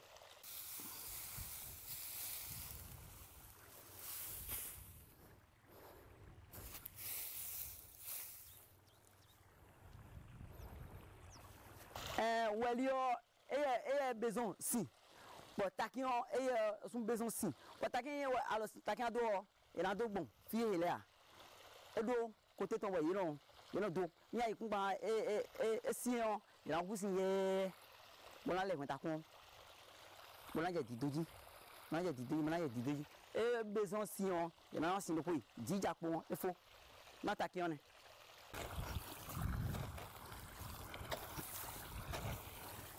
Irriguer son champ appelle un grand investissement pour le cultivateur de patates. C'est le premier niveau qui épuise financièrement les cultivateurs de cette région. Dernier bloc, j'ai dépensé 95 800. Un peu état pour un million pour moi. Plus un essence. Un rouleur moteur.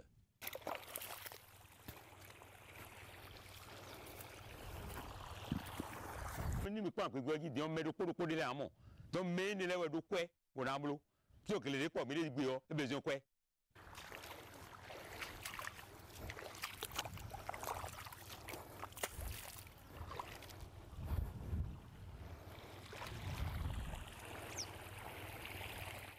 titan ama mo gba de me ana attention dia e no problème vivre ko plus o gba de me yero si on don son frère dion gba ne dion e communiquer ko do rivière d'Ahodepo, bon, mais il y a d'argent. Donc, d'argent, quand on coupe des bon, mais les gars, sont noués, et il y a pas jour, il y a 5 000. Mais on a donc, si nous avons c'est 5 000. Au camp, il y a un lion, et il y a un cadeau quand nous avons fidèle,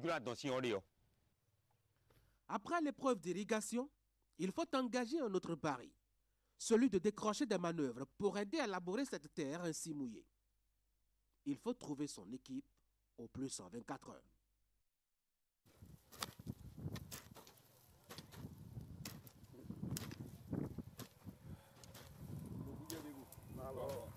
Deux jours après l'irrigation, les laboureurs sont à l'œuvre.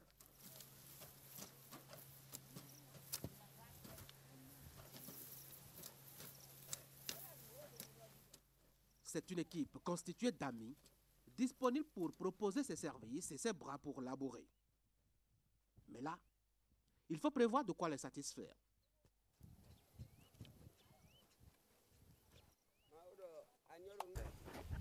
C'est gâteau, moi. Ouais, mais c'est grec pour le bébé. Donc, ils font le gâteau, mais le lait, quoi. Quand il y a des hommes, le pour faut quoi. Mais pour tabac, ouais. Pas le lait. Quand des lait, ok, 296. Oui, non.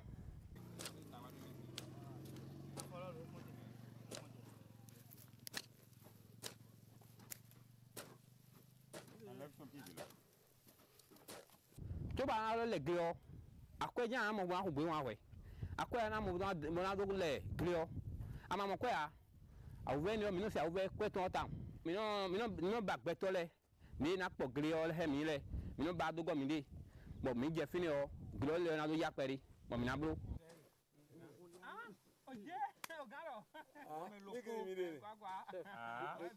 ay kungba bo ame wende ay ko amodo modi o e so de wa yo machine pot pop de no dusi o wa yo yi mo wa dusi sin to gbo me to da ho me we mo don do ay kungba yi bo ay kungba o e bo en dusi o da dusi o bo pe me o na bo de bo wa no mi do le din amadon de ji asi o le a o na mi de mo ku lo pe ni o me ku lo me mi wo pa mi be na mi de o normal ajipulo de wa o do tagbado mi do ate aluwe me do ay amo me do ay kungba le don mo do don mi jura le gri ay go de weli o don amo ile na ana khaya ana do ko no do yin khaya ikungba we o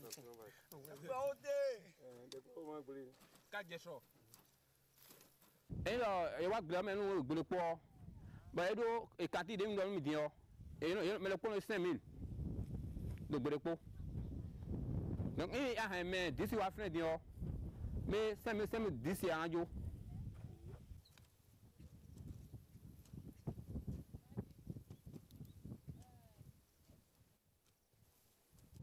radio Matthew Sibilea e a gate me se lo da yo yibu le yibu gre yo le yo se yibu eno le gre me dio gbangeji me mi la defi o eno mo. Après une lutte acharnée contre la terre avec une daba, les tâcherons marquent une pause. Il est près de midi et cela fait plusieurs heures qu'ils sont courbés. Il faut bien céder aux exigences du corps qui veut souffler un moment. Demi legelo supeton anikumi donc bon de anikumi yo mi pose pere we bo nu anioni gboje pere waju mi do gobe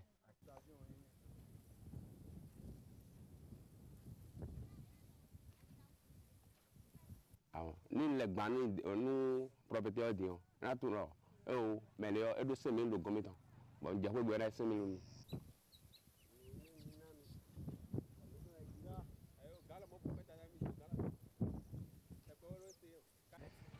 mado retraite à son mado retraite parce que yi me hole de po bo mi wa mo yo e do retraite ye po yo e no akwari no transfer de bo wa de ne pe wu bulo le o u jan we you know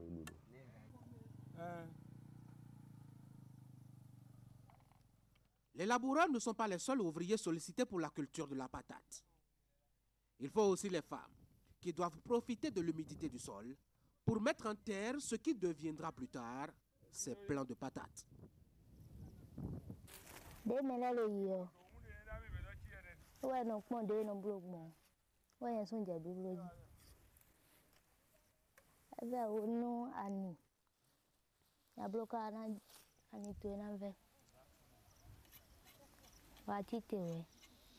They mo yo kuno a yo blame me no fini pere o e ma fa wa jo tie biology a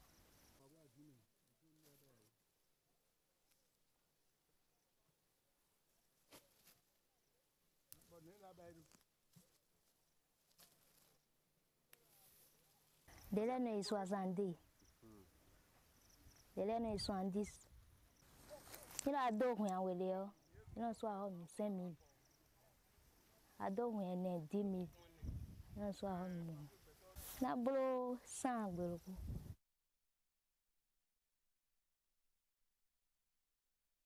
ya so me o e go gbada no mi go bo mi do grezon mi an wule mi ayi.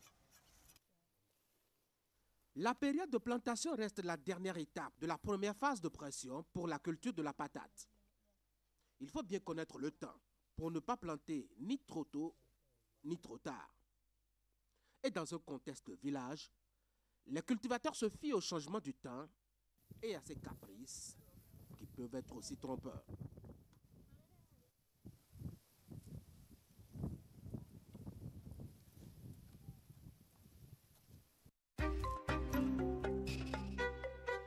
Le Gaïman est un acteur cybercriminel qui utilisent illégalement les nouveaux systèmes informatiques pour soutirer de l'argent aux paisibles citoyens en les escroquant ou en les volant. Une telle activité est une infraction à la loi et est passible de sanctions contre les acteurs et leurs complices, parents, amis, religieux, spiritualistes et charlatans. Ne soyons pas naïfs. Il n'y a pas de réussite sociale sans effort.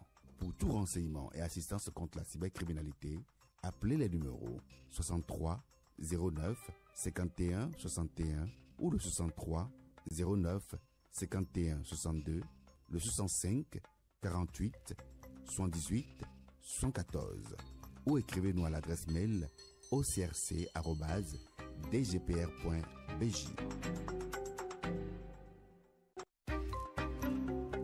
La cybercriminalité est un fléau à l'antipode du développement socio-économique durable et de la crédibilité de notre pays.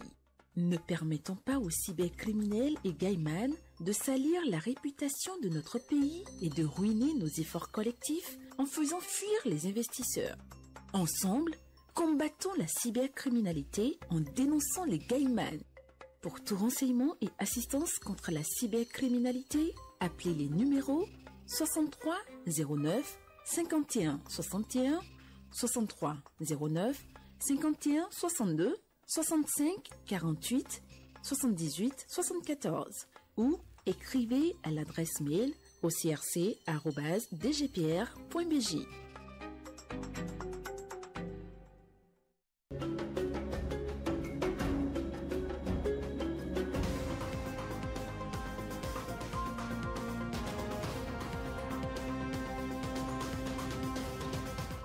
Bienvenue à votre émission, ce qu'il fallait démontrer. Bonsoir. Bonsoir Tanguy. Quand l'opposition prend note et fait ses appréciations, on trouve qu'elle peint tout en noir. C'est l'esprit avec lequel nous avons tous abordé le renouveau démocratique qui donne à penser que le rôle des uns est de blanchir et celui des autres de noircir. Le chef de l'État qui a justement désigné les signés, vous aviez jeté un coup d'œil sur la liste? Quand on prend la liste, il y a 3 qui sont désignés par les différents corps. Il y a 4 qui sont désignés par l'Assemblée nationale et 2 qui sont désignés par le chef de l'État. Les 4 désignés par l'Assemblée nationale, les 2 qui sont désignés par le chef de l'État sont presque systématiquement des hommes politiques. Oui. Et on n'avait pas ça par le passé. Donc, on a politisé outrancièrement le Conseil économique et social et je pense que ça a été une occasion pour caser beaucoup de personnes qui étaient tombées un peu parfois en disgrâce, parfois dans l'oubli, parfois dans l'ennui et qui ont quand même quelque chose à faire valoir.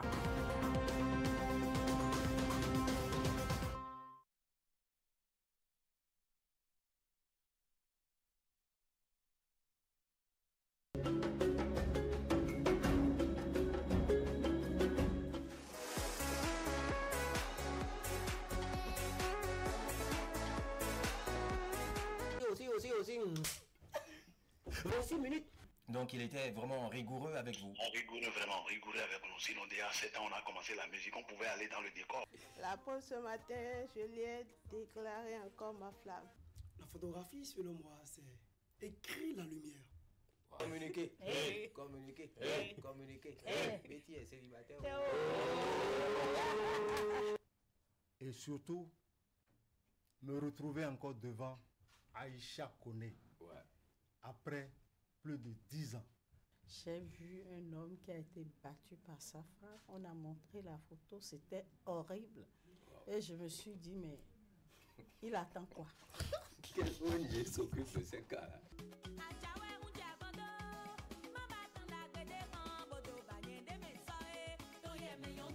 Vous devez avoir votre convention de vente, bien évidemment, ce qui montre que vous avez acheté le domaine. Oui, je voudrais vous inviter à faire massivement le déplacement. Quand je vous dis que je suis chargé d'onction, c'est-à-dire... Nous préparons la journée internationale du jazz, qui va être encore cette année, comme d'habitude, un truc... Non, j'ai laissé le côté humoriste, parce que franchement, le Béninois, pour faire rire le Béninois, c'est compliqué. Pour faire rire le Béninois. Donc ce qui nous oblige tous aujourd'hui à nous intéresser à la chose technologique. Aujourd'hui, spécialement, nous allons parler du massage, Madame Florence. Est-ce que par moment, il n'y a pas des hommes qui... Oui. Ah oui? C'est le risque du métier. C'est le risque du métier. Donc vous les laissez d'abord? Bon, oui, on essaie de... Il y a une méthode de les calmer. Quand je vous dis Amozobogla, c'est ça qui a formé le Zogla. Vous dansez des djis. Vous dansez des djis. Ça fait Zogla dance. Voilà. Inspiration.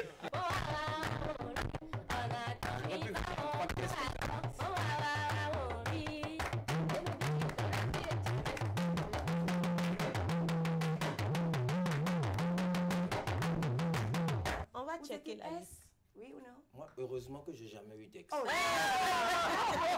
ciel va tomber. La tasse va tomber. Prends bien soin de moi, chérie, ne me néglige plus. Bravo. Merci à toute l'équipe. Vous êtes tout simplement formidable. On se donne rendez-vous mercredi pour une nouvelle aventure sur le plein de midi. Au revoir. Au revoir.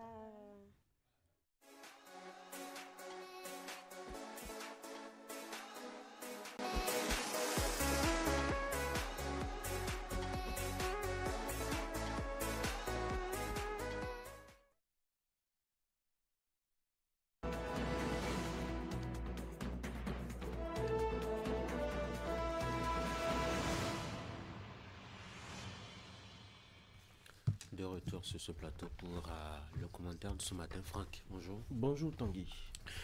L'annonce de désignation du duo de candidats du Parti Les Démocrates a été faite pour quelques jours déjà, mais à la date d'aujourd'hui, on n'a toujours pas encore les deux noms. Comment peut-on expliquer cette attente qui devient à vos yeux très longue? Allez, d'abord, je dois dire que le Parti Les Démocrates n'a pas à s'aligner sur la pression du peuple ou de certains dans le processus de désignation de son duo de candidats.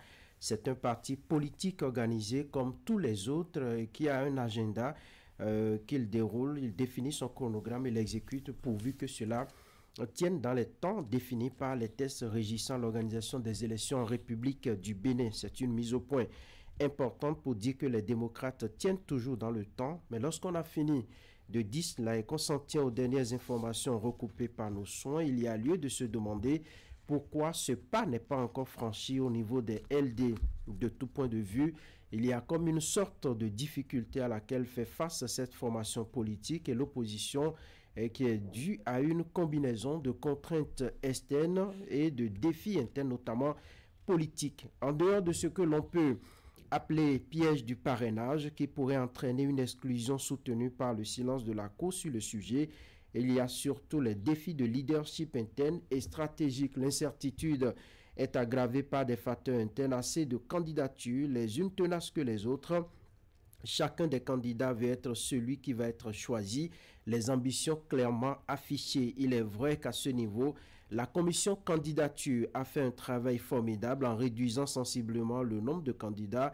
On parle de 3 ou 4 noms au finish dans lequel le Conseil national doit opérer le choix du duo Maître Bodjo, l'honorable Eric Roundete, Kamel Wassangari, un certain professeur Nathanaël Kiti, mais cela n'a pas pour autant réglé le problème qui se pose au niveau des démocrates. Les deux favoris en ce moment pour être le porte-flambeau, Eric Roundete ou Maître Bodjo, dont les noms circulent abondamment sur les réseaux sociaux, et autour d'eux, c'est un clivage, une frange acquise à la cause d'Eric Roundete que bien des militants présentent comme le candidat légitime, l'autre frange pour Maître Bodjo qui selon ces derniers est le moins risqué. Bref, ce n'est pas facile en ce moment et le Conseil national convoqué pour ce lundi pourrait être très décisif avec Boni Yaye dont le rôle attendu est prépondérant dans le choix qui sera fait.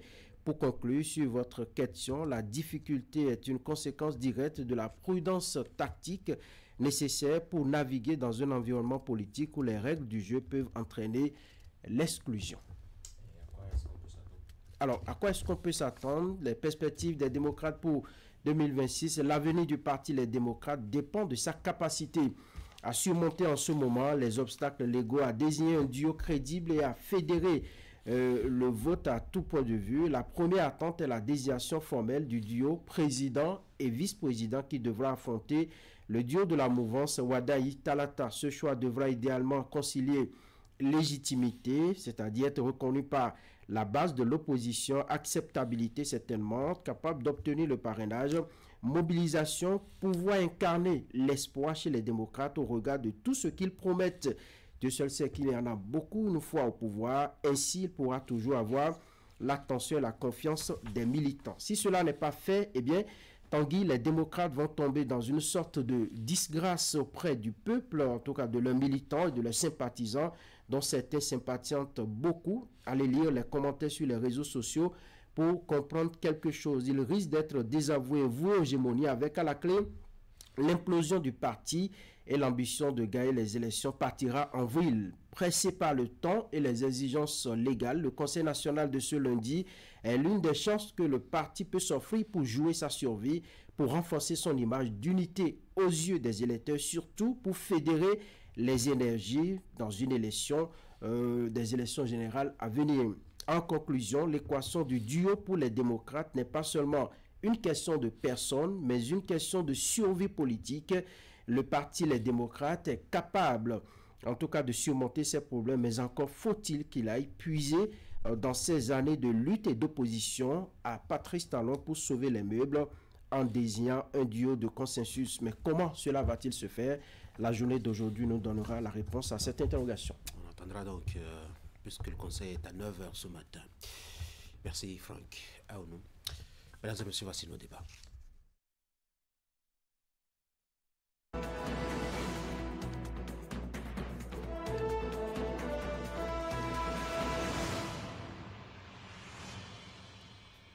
– 8h46 à Cotonou. Eric, bonjour. Bonjour Tanguy. Louis, bonjour. Pourquoi faut-il s'impatienter au sujet du duo du Parti des démocrates qui ne vient pas alors que la clôture c'est demain? Ils ont encore, mettons, 48 heures. Oui, Tanguy, ils ont encore le temps de tenir le Conseil national et puis de désigner le duo candidat. Mais dans le fond, je pense que ne déplaçons pas le débat. Personne ne met la pression sur qui. Les premières phrases du chroniqueur ce matin, nous le savons, nous connaissons bien la date. Moi, j'ai le sentiment que quand un parti décide d'aller en Conseil national et fixe une date et que change encore de date, ce qui convient, c'est que à l'intérieur, peut-être qu'on n'est pas parvenu à s'entendre, à s'accorder sur un certain nombre de choses. Et on s'est dit, il faut qu'on se donne encore quelques jours pour trouver les voies et moyens et de tenir véritablement cette rencontre importante. Ça n'est pas de l'extérieur, justement. C'est parce qu'à l'intérieur, les différents acteurs sur le processus qu'eux-mêmes ils ont choisi et qui se sont engagés ne leur a pas permis justement de dégager un certain nombre de personnes. Donc, dire que c'est parce que de l'extérieur, il y a une pression, on est en train de mettre la pression sur cette formation politique, c'est une fuite en avant. Maintenant, si le parti, les démocrates, comme on dit, arrivent, et ça c'est tout ce qu'on peut leur souhaiter, parce que dans quel intérêt aujourd'hui il faut souhaiter que le parti, les démocrates, ne participe pas justement à ces élections.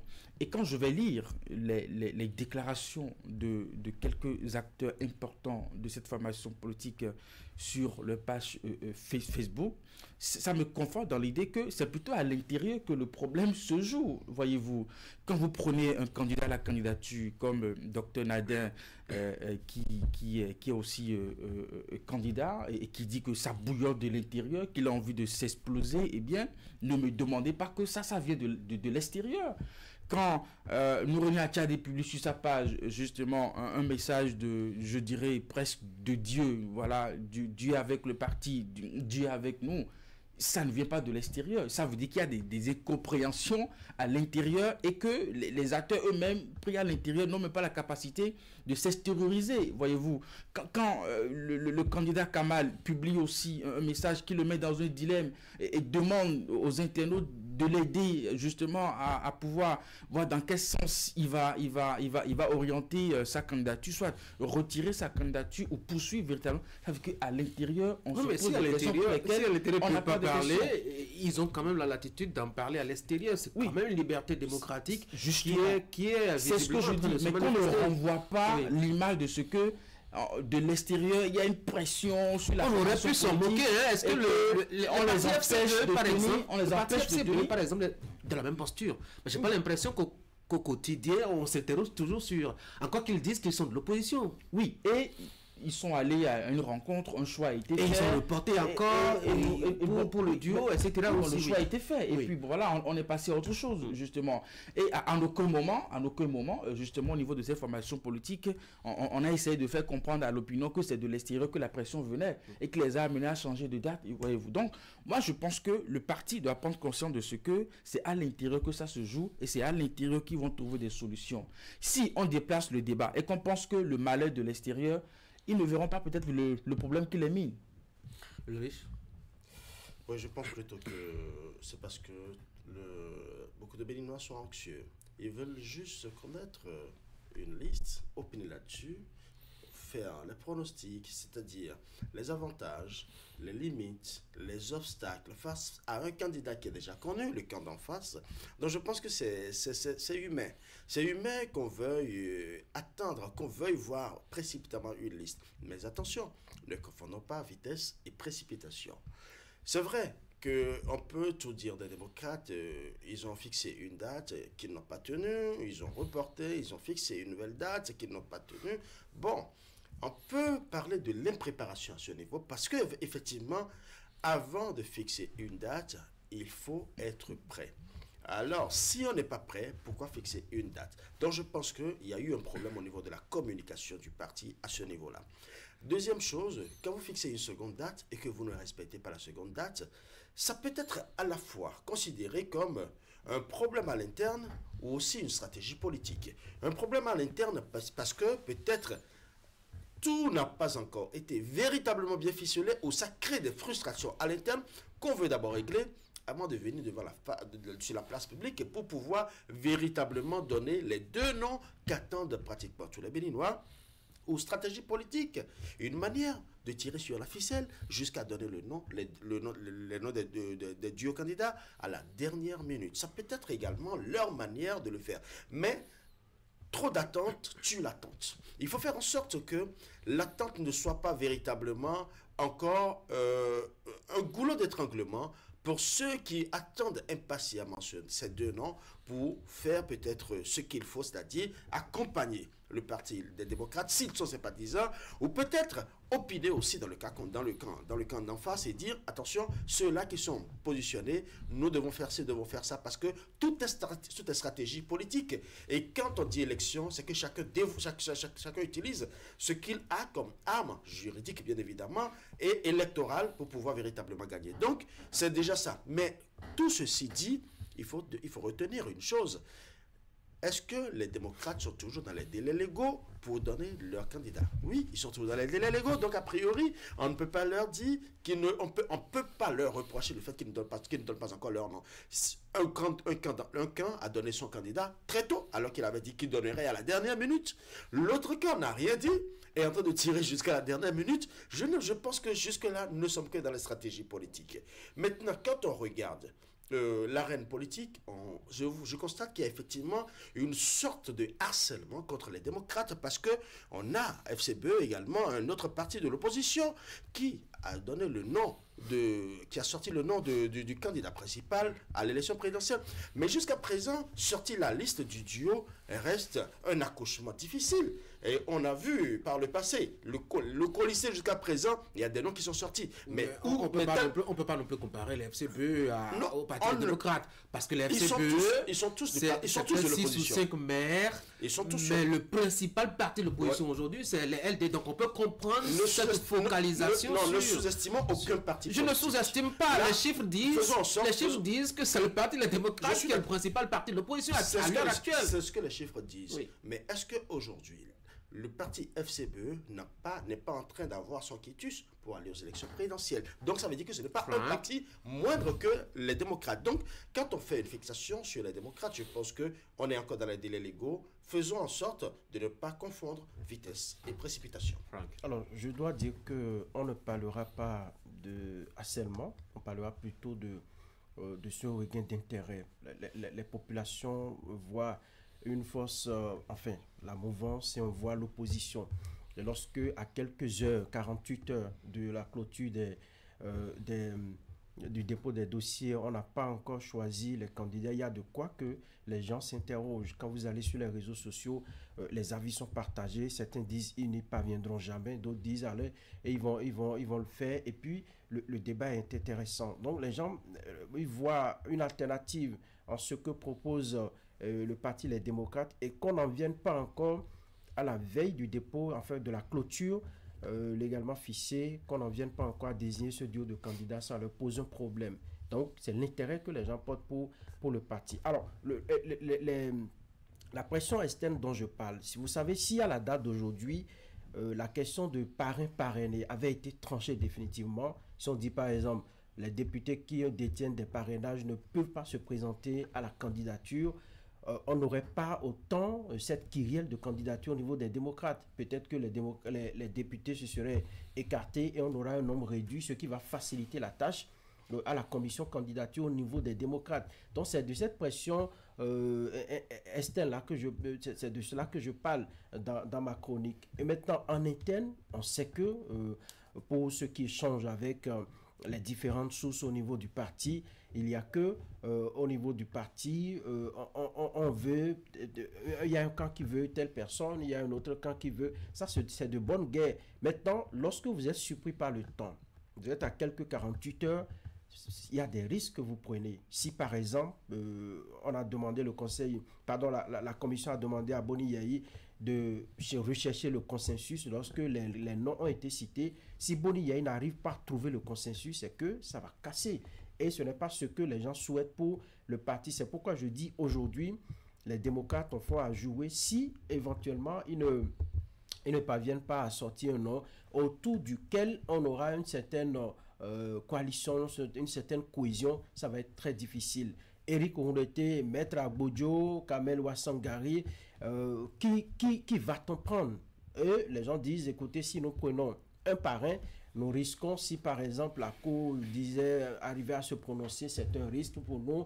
Les autres disent, Maître Agbodjo, est-ce qu'il est bien connu dans l'arène politique et tout ça? Donc le débat à l'heure là ne devrait plus, à mon avis, à ce niveau-là. Mais ça l'est encore, et c'est cela qui exprime toute l'inquiétude, qui donne l'inquiétude que nourrit ce débat-là. Je pense qu'aujourd'hui, Boni Yayi va faire recours à son expérience politique pour essayer de raisonner les uns les autres. Mais les différents commentaires publiés, enfin les différents messages publiés par les candidats ou les militants qui sont au niveau du parti Les Démocrates, cela pour que certains sont prêts à se désister, à laisser la chance à d'autres, mais d'autres tiennent mordicus et ils sont accompagnés. C'est là toute la difficulté. On attend bien de voir ce que ça va donner. 8h57. Merci beaucoup, cher monsieur. Très bonne journée à vous. Mesdames et messieurs, c'est la fin de cette émission. Merci d'avoir été là. Très bonne journée.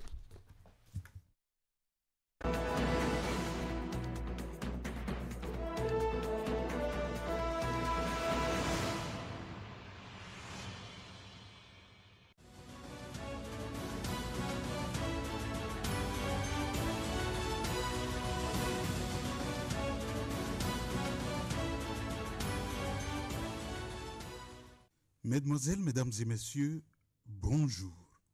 Nous sommes le lundi 13 octobre et la fumée blanche est toujours espérée du côté du parti d'opposition, les démocrates. Le challenge y voit la mayonnaise qui peine à prendre chez les démocrates. La désignation du duo candidat du parti de l'opposition, les démocrates, pour la présidentielle de 2026 est à nouveau reportée.